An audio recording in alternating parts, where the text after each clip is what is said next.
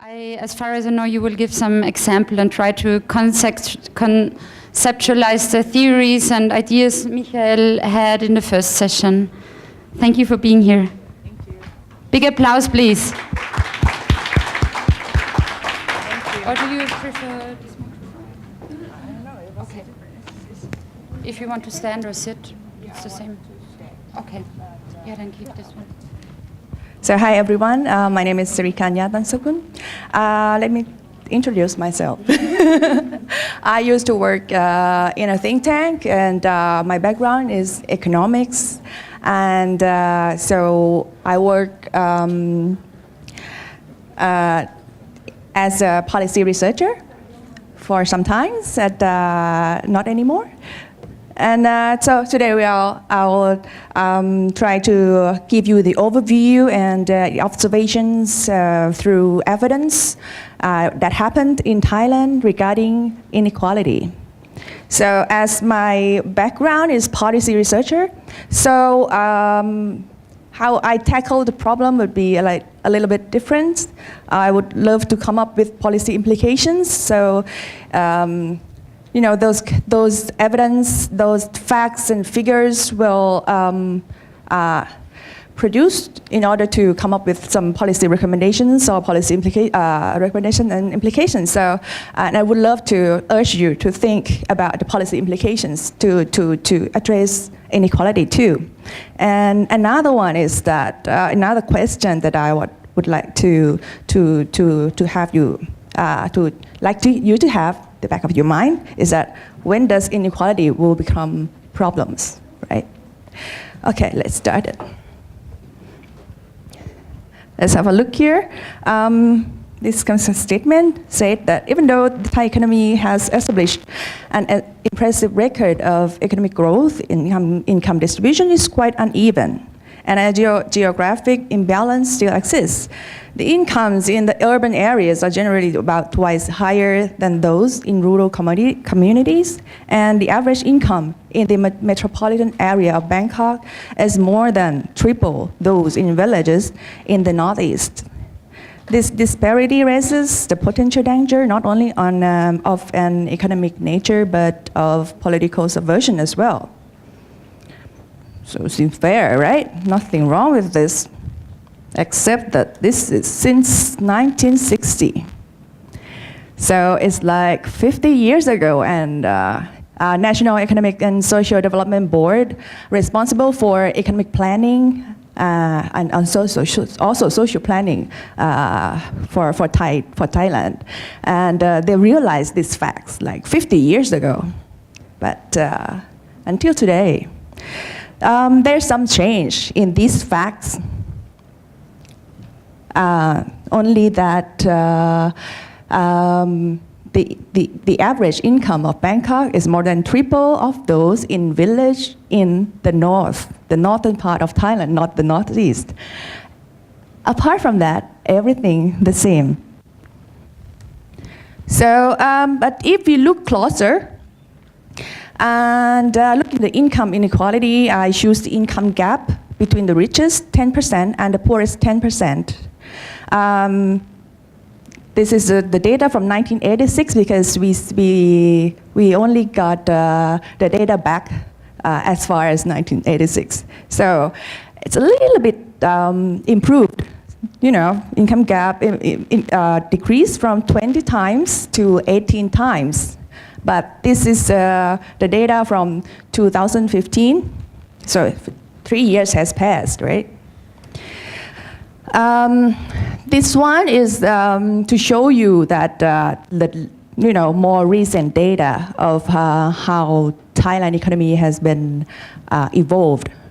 You would have seen the GDP, right? It's the GDP, and the total income that I have constructed here is from the weighted average of the labor wage and the farm income. As you can see, it grows slower than the GDP. You know, from the 2014 to 2018, GDP has grown like 15%, but the total income has grown only 3%.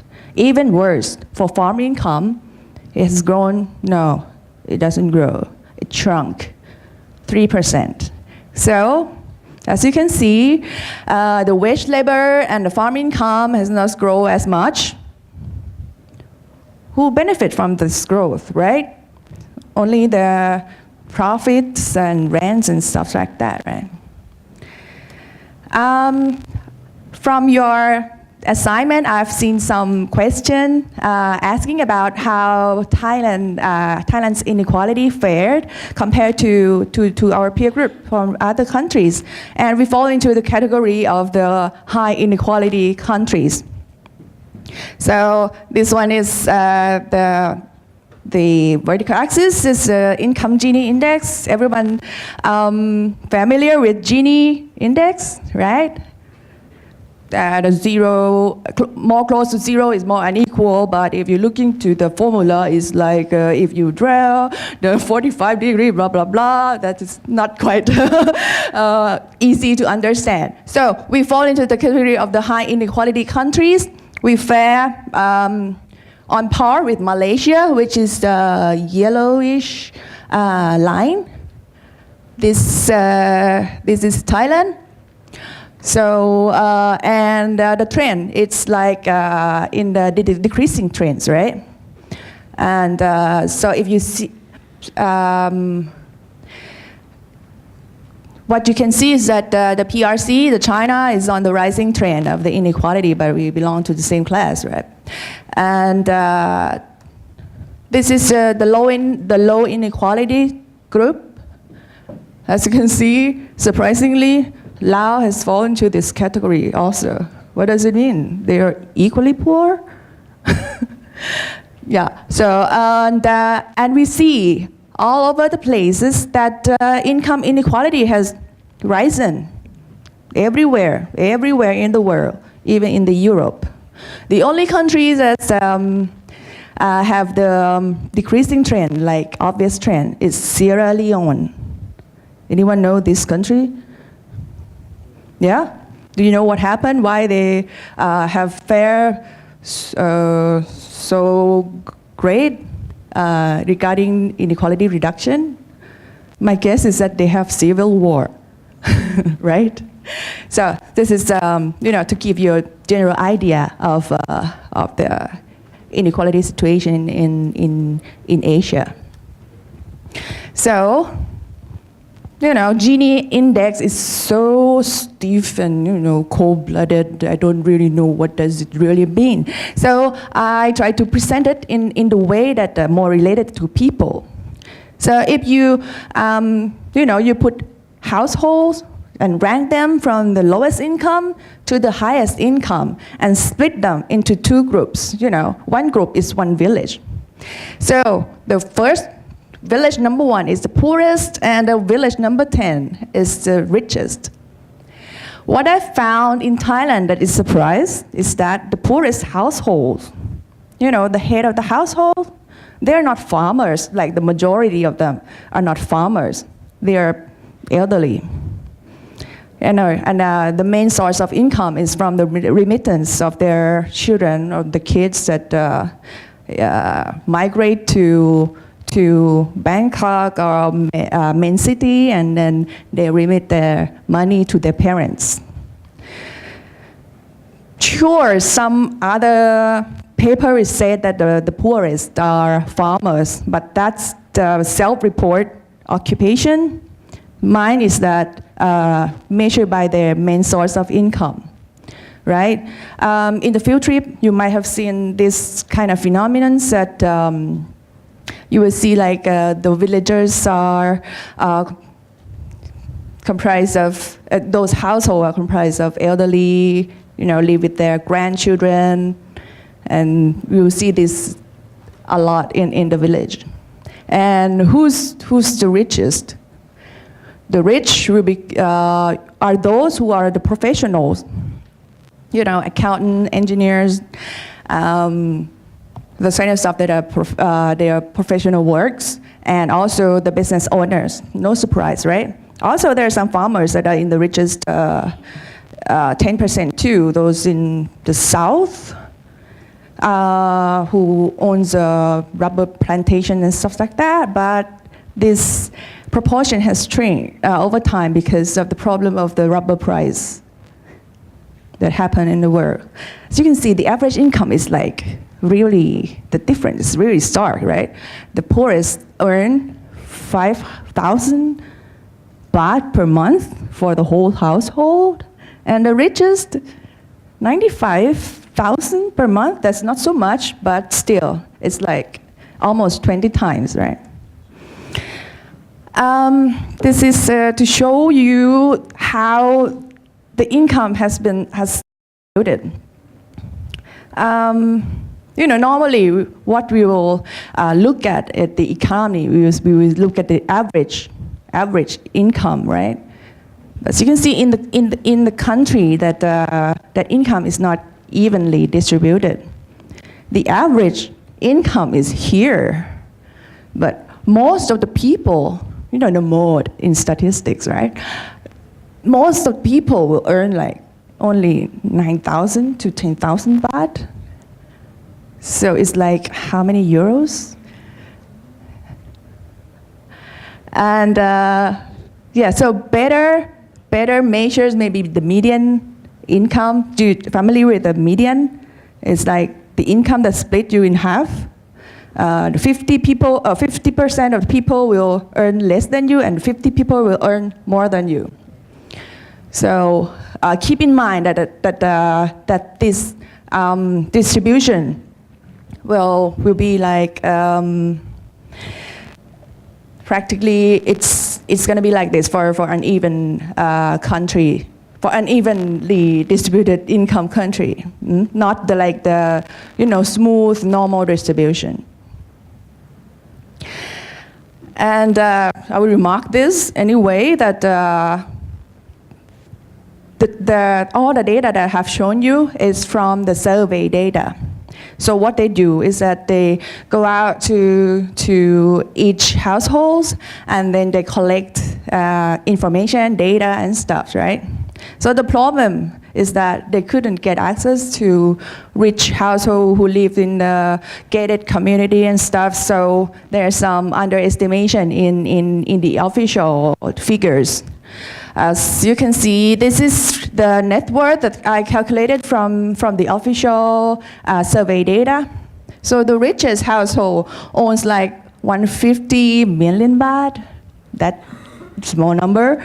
But if you look at other sources, like Forbes, 50 billionaires, you will see like the highest net worth is like 732,000 million baht. So if you take into account that there's some part of the data missing, I used to calculate this, that all the official figures of inequality will be like 20 to 25% underestimate. So it's even worse than you think. So from income, we move to wealth. Just to show you how we fare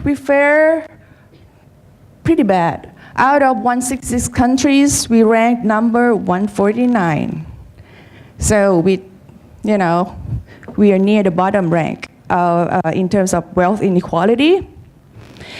And we fare even worse in some measurements. For example, if we consider the wealth share of the top 1%, this one measured by the wealth Gini index, right? So this one, if we measure by the wealth share of the top 1%, we will see that Thailand make it to number 1, yay, right? So, but this is from only 40 countries, and there's interesting things here. Like, we're number 1, number 2 is Russia, China, Indonesia, India. 4 out of 5 are from Asia. For the top 5, right? We got Sweden here. We know that Sweden is one of the best country in terms of income distribution, right? So maybe wealth is not so bad, maybe. So if we break it into like a different form of asset, just to show you, net worth will, comprise of different assets, but if you look at the land, which is like the resource for a lot of people to make a living, right, is even more concentrated. Like 90% of people in Thailand will hold a piece of land that's smaller than 1 rai. Rai is the measurement of piece of land. It's around 0.4 acres, 1,600 square meters. So it's very small, and you couldn't really do anything out of it. So there might be something wrong about the resource allocation here in these countries, right? Some of people, they don't even own a piece of land that they can make a living, but some of them, like the one that own the most amount of land will own like more than 100,000 rais. And deposit also show that it's even more uneven. So we have this kind of hypothesis that why this income or wealth inequality in Thailand cannot be solved easily. One of the hypotheses is that because our politicians, our members of parliament, yes, those who represent us in the parliament, they are not from like the village number 1 or number 2, right? They belong to the richest 10. And it's kind of like that if you see that how much of the net worth they own. Once upon a time, we have MPs, right? This is from 2011. Since we have MPs, we found that average wealth of the MPs is higher than 99.999% of Thai's household. Oh God, I love to say this, 99.999. And so why land value tax never passed? Why we haven't had any land reform bills? And so we think that maybe when we have the National Assembly, who is from appointment of the junta government, will fare better. And we see that it's even worse. The member of National Legislative Assembly that we have, like since the coup in 2014, they are only 200 something people, and their families owns like equal to 1.6 million households. Explain why it took like 4 years already. Because the NLA initiates the idea of the land value tax. They want to tax land. So to make it more, we would like to have some wealth tax to make sure that the land will be belongs to those who deserve it. But it turns out that 4 years later, it never passed. There are also some other aspects of inequality in the distribution of resources. Some can see this as some other dimensions of inequality, but it also can be causes, right? This is the water utility, the public water works that send water to your households. Out of 14 million accounts, 2.2 from Bangkok and Nonthaburi Samut Prakan. This is the capital city and the vicinity area. These 2 million households consume like more than half of the water utility, your water usage in Thailand. Also, they never get flooded. The way that the government designed who will receive the flood when it comes to the rainy season. It's never be there. The water will never come to Bangkok and Nonthaburi Samut Prakan. Instead, they will go to the central area around. So there's some sorts of, resource allocation that shows some bias against the poor and, you know, those who get less power. Education. You know, in our mainstream economics, when we talk about how to reduce inequality, we would mention that education will be like the main drivers. You know, so we try to give out education to our children, right? And it turns out that we fare pretty well. Net enrollment of Thai children, it's pretty high comparing to other countries in this area, in this region. But there's still some disparity here. It turns out that the college degree, you know, the higher education you have, the more money you got, right? It turns out that the children from the richest household will have 3 times chances to get access to go to college. And this is the college, right? When we see the drops out, it's also determined by class, by your economic class. So if you belongs to the lower class, you have higher chances to drop out from school before you graduate your lower secondary school.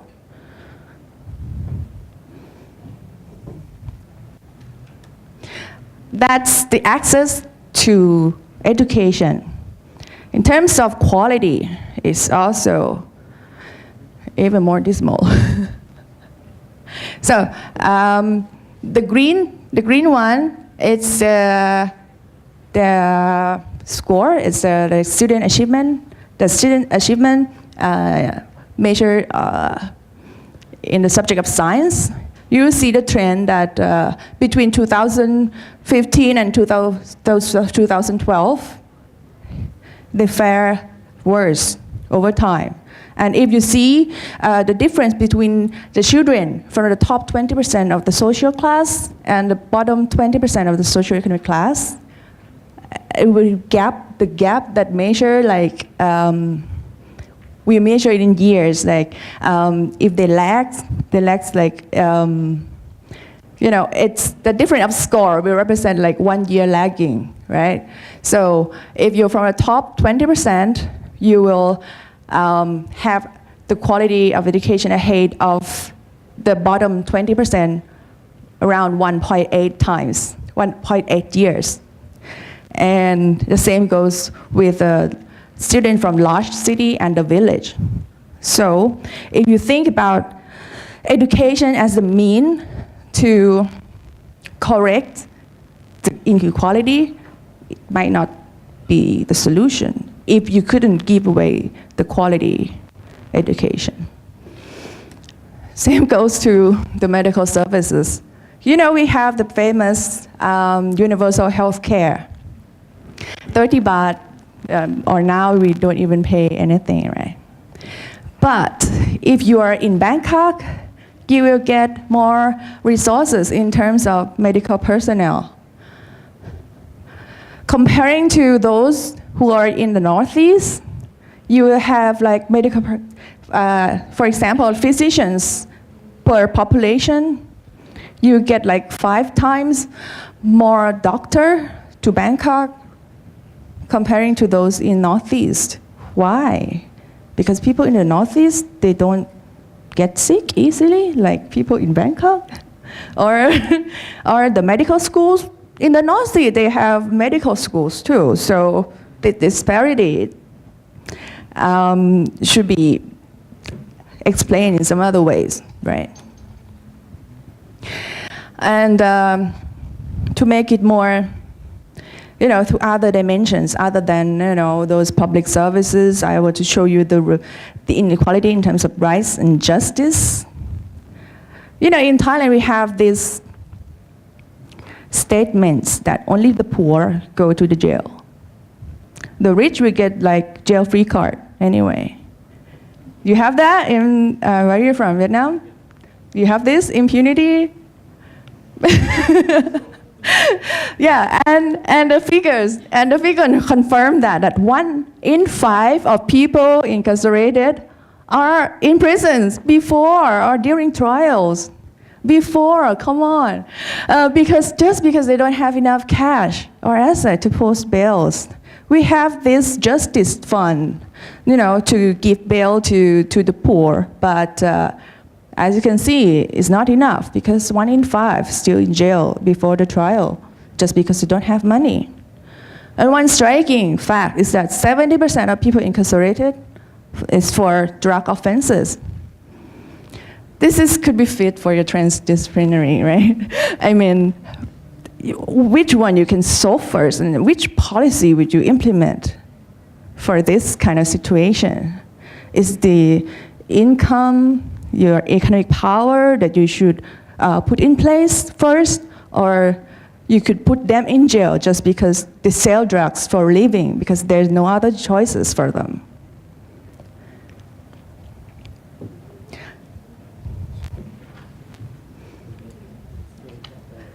Yeah, and there's also some other perspective of the rights inequality, right? I want to mention this because this is very topical. The kids, you've heard about the news, the Mupa, the wild boar, right? And the 4 out of 13, they're stateless people. They're stateless persons. And what does it mean when you're stateless? It means that you cannot move anywhere freely. You don't have any paper, so it means that you cannot get access to proper public services, for example.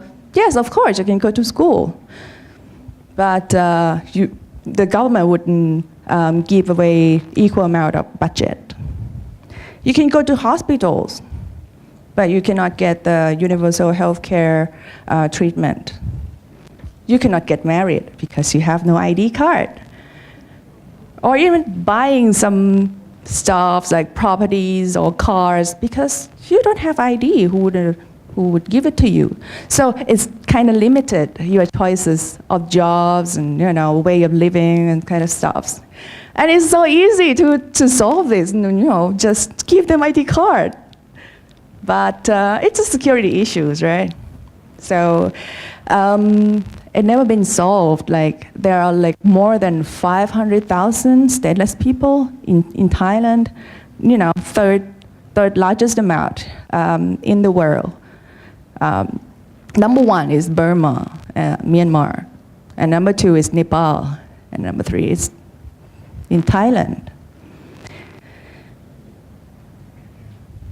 So, okay, so it's kind of, when I think about solutions to inequality, next month I will become the policy director of a political party. So we think a lot about this kind of policies to solve inequality.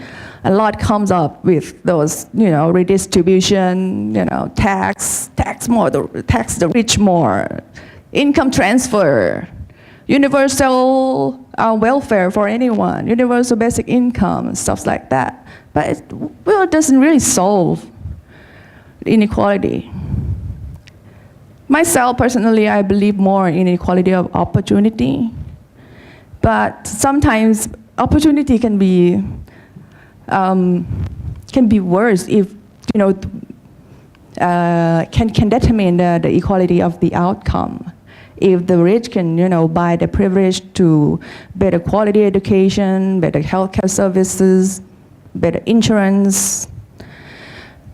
So this one is the income mobility across generations, right? So it tells you number of generations it would take for those born in low income in order to achieve the mean income in their societies. As you can see, it's more hopeful for those in Denmark, Finland, Norway, and Sweden if you know that you can climb up your social ladder within 3 generations or 2. But those who, like in Colombia or South Africa, I don't think Thailand would be different from this 10 generations. Where's the hope? And this kind of, hopeless situation, I think that will create some problems, social conflict, political conflicts, and that kind of stuff, right? Because if you have hope that one day you can climb the social ladder, you just work hard, get into good schools, and one day you will become richer. But if you don't have hope, what would you do? You buy lottery. Right? Because that's the only way you can work your off and you wouldn't go anywhere. So how to get to climb up to the upper classes? So the only way is buying lottery. If you can see, you just arrived here on the 17th, right? So the lotto in Thailand will come out like twice a month, the 1st and the 16th. Usually like the street will become very quiet because everyone, it's, on the TV just to know that they will win the lottery or not. So this kind of, a lot of people said that they were like, oh, they don't know about the probability who would win the lottery. But if 10 generations will take you to the middle income, yeah, I'll buy the lotto. So this is just the number and figures. We kind of lack of this kind of story before we have this เสื้อผืนหมอนใบ like those our ancestors, part of me is Chinese.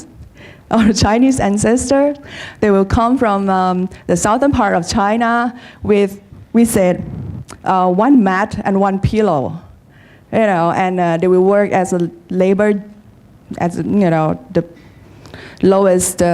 lowest skilled labor, and they will accumulate wealth. And a lot of them has become millionaires nowadays, but that story is gone. Think about Rohingya. There will be no Rohingya with one mat and one pillow comes to Thailand and make a living and becomes a billionaire in, say, 10 generations. No way.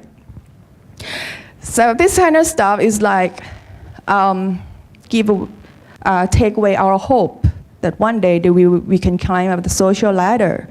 That's why I think equality of opportunity. Society with open club, anywhere, can go up high. Like, can be rich one day, can become Jack Ma, can become Mark Zuckerberg. Well, maybe he's not from the lower income. But that kind of story will give us hope, right? And will deter the conflict that would happen. But no, as you can see, there are a lot of conflicts going on in Thailand just because of this inequality. I have like two cases to talk about how we tackle this and what does it mean for the policy implications. Sex trafficking, it's very infamous in Thailand, right? A lot of people, they're forced to become sex workers. And the way a lot of people tackle these problems is that they tell the police to go to raid the brothel or, whatever they work, just, to destroy, no more brothels, so no more sex trafficking. Is it the way it is? That's the case of one boy. He's a stateless person and finally becomes sex workers. Is he forced?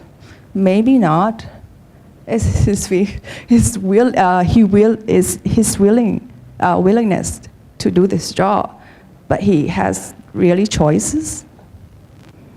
Without ID card, you can be like informal labor or sex workers. Just to close down those illegal brothels, does it solve this kind of problem? Or we have to empower them, give them ID card, give them good education so they can make a living with choices. The other case is for a girl that I had a conversation with a teacher. And she complains that, oh, children are, they're lazy. They don't come to school anymore. They prefer to stay at home or have a boyfriend, stay with their boyfriends. And as, the more I talk to them, the problem is that, like this girl, she lives with her aunt because her mother have to migrate to Bangkok to work, so nobody foster her, or so she have to live with her aunt. She has this, her bedroom, if I can say so, is like in front of the bathroom. Like everyone has to cross over her just to get to the bathroom. And it seems that she doesn't have anyone to look up to be her idol, like what her life would be if she works hard at school. Nowhere, she would go nowhere. No one in the area can climb up the ladder because, this situation has been locked in. And so I think so her idol actually is a motorcycle taxi driver. Because it's, if I don't go to school, I can, be with him and, also be a motorcycle taxi driver also. That's her idol. So I think there are a lot more to explore and to think in terms of policy implications in this situation too.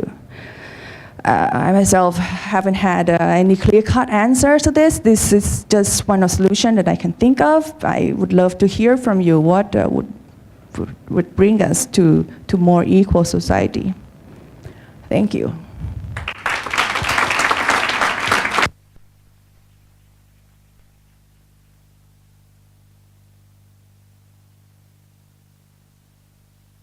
Q&A time. Yeah, exactly. So, if you have any questions, please feel free to ask them, or comments, of course. Now, would you consider your presentation and the things you told us about inequality in Thailand, would you consider this as a transdisciplinary approach towards inequality? Why or why not? No, actually, I have talked to some of your colleagues before about this because I myself is not familiar with this transdisciplinary approach. And but I took this opportunity anyway.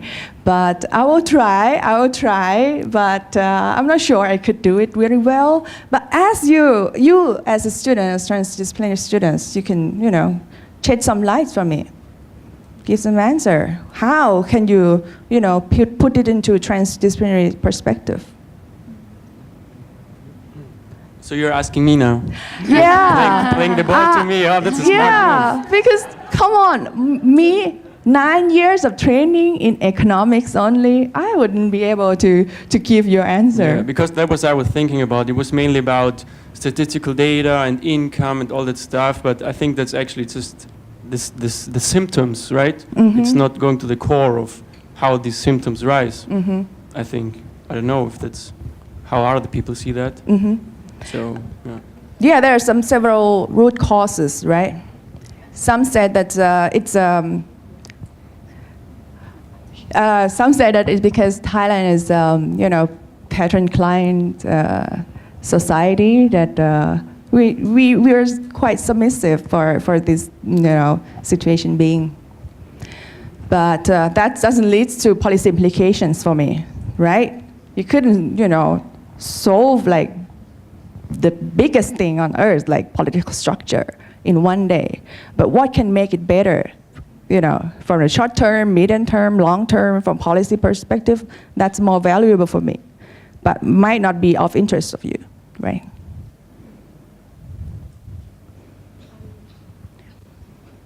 I think you were first.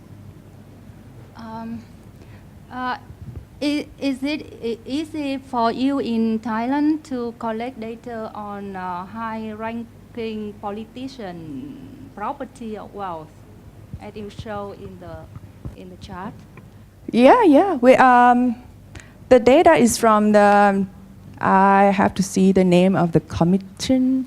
It's for anti-corruption commission. Yeah, we collect this data. It's just to prevent the corruption. You know, we're crazy about corruptions.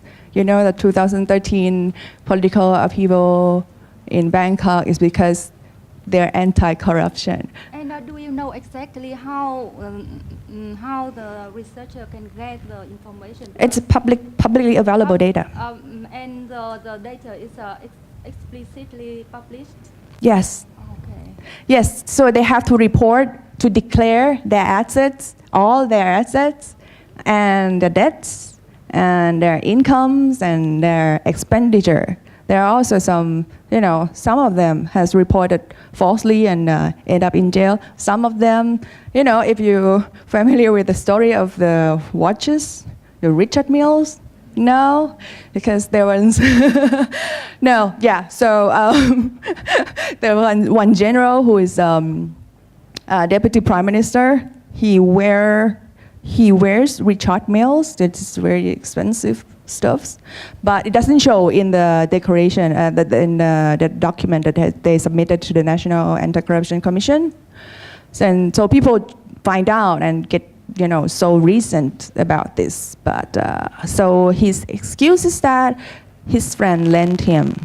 He borrowed them from friends and get out of jail free card.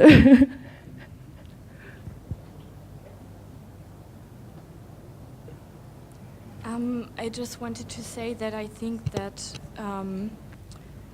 a low income mobility across generations and the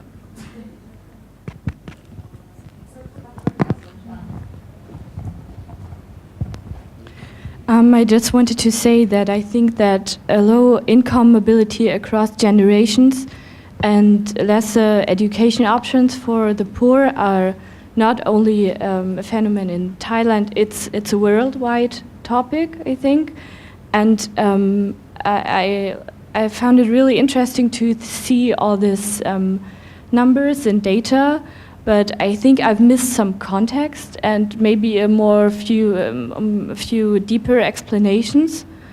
And I think to climb the social ladder, you can't just look on the income, and it's not all about a higher income. It's also about cultural patterns, and it's about structural violence. And I think you also have to look at context. So yes, Agree. And I've got a lot of ideas just after this morning class by Michael, because from my, as you can see, I'm a little bit of neoliberal here, right? So I can see there are a lot of perspective to view that, and I agree there's some, income is not the only answer, and we have to, how to make them like feel empowered, and you know, we are not just from people from poor income, and we have to treat differently or unequally. We are, we're just people, so we deserve equal treatment. Stuff like that would be, but structural violence, I'm not sure about that. Can you think about the policy implications from that? Yeah. Okay. Was it a question back or? Yeah. You want to give me some example that like regarding the policy to solve the structural violence? Could be my homework from that too. Thank you. I think there is no one solution to structural violence, but structural violence is about not. It's not that violence is not only to beat someone. It's also if, for example, in gender aspects, you are not treated well. It's just about that you don't have the same options to choose free, and that you can't express yourself in the same way, in the same level than people which maybe have more money. So it's about unequal chances in life, and that you just have no choice. And that's, yes, it's just very a deep society problem. I think that's so. Structural violence is more than just violence. It's really a structure in society, and yes, that's it. So, sorry, I saw two more hands raised, because after that I would like to finish this session to stay in the timetable somehow. Anyone else, or did I miss anybody? Three, okay. Yeah, so it's three. Yeah, I would like to come back to your first comment, because I think we have, just in this room, we have a sort of transdisciplinary situation. And I dare to disagree with your argument and also with the tenor of some of the further arguments, because she presented us numbers and macro aspects, sometimes linked to meso and micro aspects. But I think if we have the assumption, for example, I'm an anthropologist, and by automatically I have a bias towards micro situations, field work, household level. But for example, if we go to the field trips, we also have to take into account the macro situation, because it would be a false assumption that if we have human problems which we see in households, in families, in persons, that the solution automatically might also be a micro solution. And if we take earnest the talks from today and yesterday about political ecology, the automatic assumption should be that the very factors causing a problem will be leveled according to different levels. And for example, according to my expertise, I couldn't provide such numbers. And you are asking for explanation, and she didn't go deeply in that, but she only gave some hints. But I think some of the sheer numbers are so astonishing. And if you want to argue scientifically, but also politically, sometimes the numbers, it's important that they count, yeah?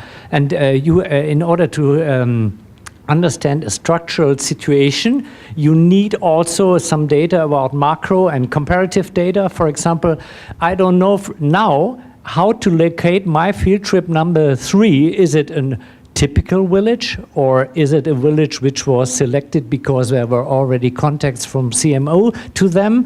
I don't know what is the regional situation around the different villages around, and in Lana area, and comparative up to Thailand or up to the whole world. So in order to situate our local situation and situate not only the economical situation, but also situated knowledges, what the people, for example, think and know, I have to know something about the macro aspects. And also, I would not automatically assume that the macro aspects all boil down to the very situation, but some of them do. And so I had the impression that you played out a little bit, yeah? Because some answers from an anthropological or a sociological micro study, we simply can't give, or some problems we would not see just taking a micro situation. Take, for example, the simple fact we don't know how representative it is, or for which unit it might be representative.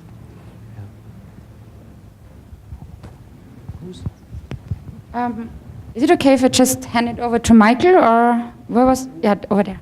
Yeah.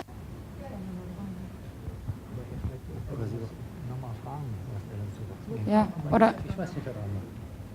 So, Lucas, sorry, there was the question if you want to reply something on the statement, or if you want to keep it as it is. Yeah, I mean, I partly agree with you, but what I was trying to say was that it kind of was too on the, how do you say, for me personally, it was not going deep enough. Because, I mean, just presenting numbers and saying, okay, the percentage of this percentage of this, I mean, this percentage of this of the population has this amount of money.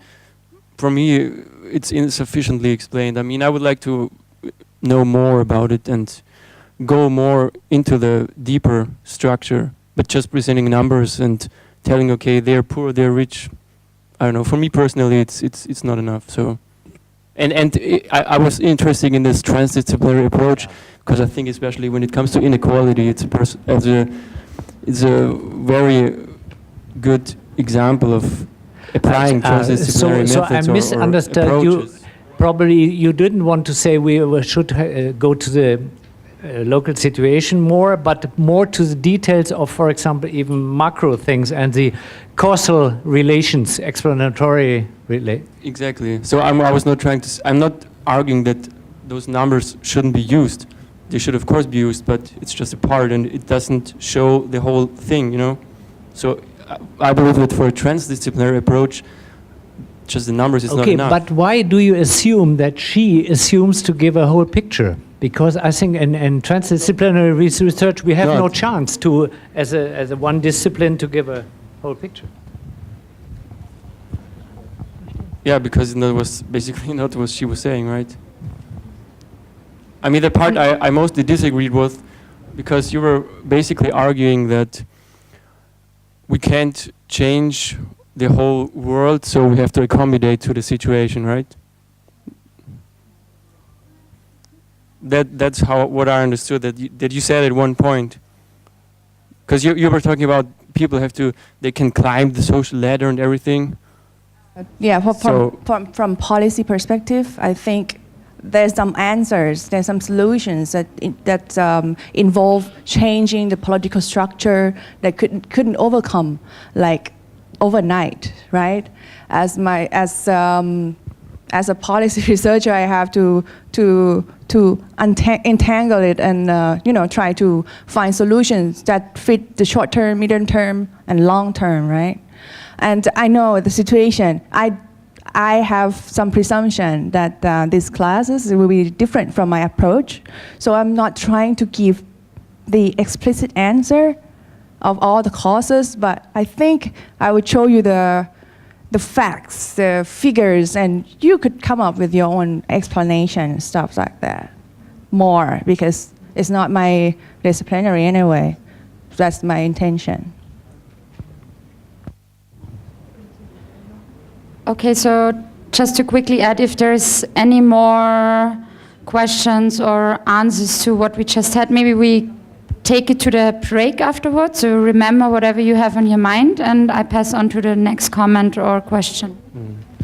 Okay, so then I'm not going to comment on this discussion now, although I think it would be actually important to discuss this more, because I think we cannot expect from our presenter to like be in our concept. It would be our job actually to think about what does that mean for us, right?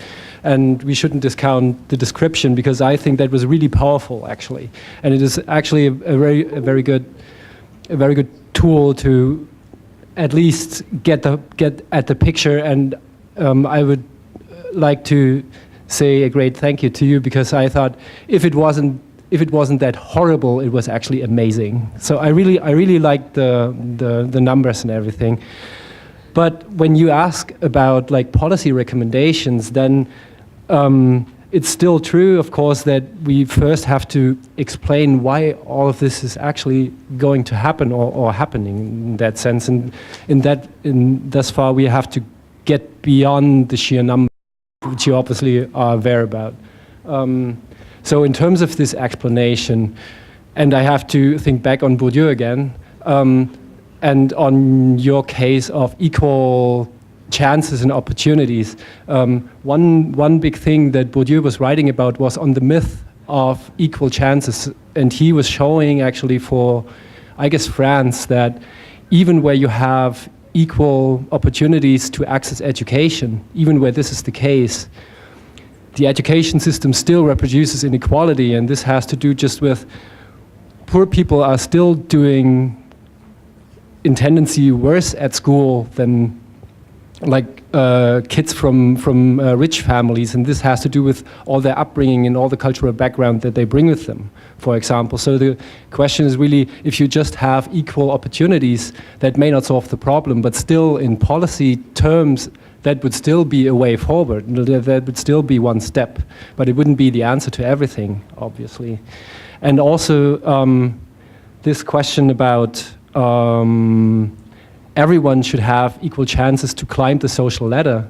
I really wonder if this in this, or I would doubt that this is actually possible for everyone. I don't think that our societies work like that. I have the feeling this is more like a zero-sum game. So it's only possible for some people to climb the social ladder in principle because other people remain down. You know, it won't be possible for everyone to be a millionaire. Somehow it's kind of like a relational thing. Some people are rich because so many people are poor, and this is actually the problem. Yeah, agree with you. And so we have to come back to the definition of equal chances. It's not about making everyone equal because it's not possible. But equal chances is like you're running in a race. You have the chance to get into this race without, if you are from the poor family, maybe you got to have some kind of handicaps. You have a chance to participate in the race, right? And the outcome will be different. We know that, of course. But there should be some rule of the games that make it more fair, right? So this is what I mean by equal chances, not like everyone can climb up the ladder. That's not true, but equal chances to participate in this. Thank you. Okay, there's. If it's a quick one, then we have the last question. Now, is it all right for you? Okay. One more question. Okay, thank you. From your talk, assuming that the source of inequality in Thailand come from first the social position and the second from education inequality. So I want to learn more about the education in Thailand. Is there the public and private education, and is the free education for all people with general education, and what's the education inequality in Thailand? My God, it's just a big question. So we can have that afterwards. I can give you like the whole picture of education system in Thailand. The most inequality in education. What is the most inequality? What is the most inequality? What is the most important? I would phrase your question is that the quality of education that's determined by where you live or where you're from or your zip code or this kind of stuff, right? So that's not fair. So if you're interested in the education system in Thailand, maybe at the break I will give you the explanation. Thank you. Yeah.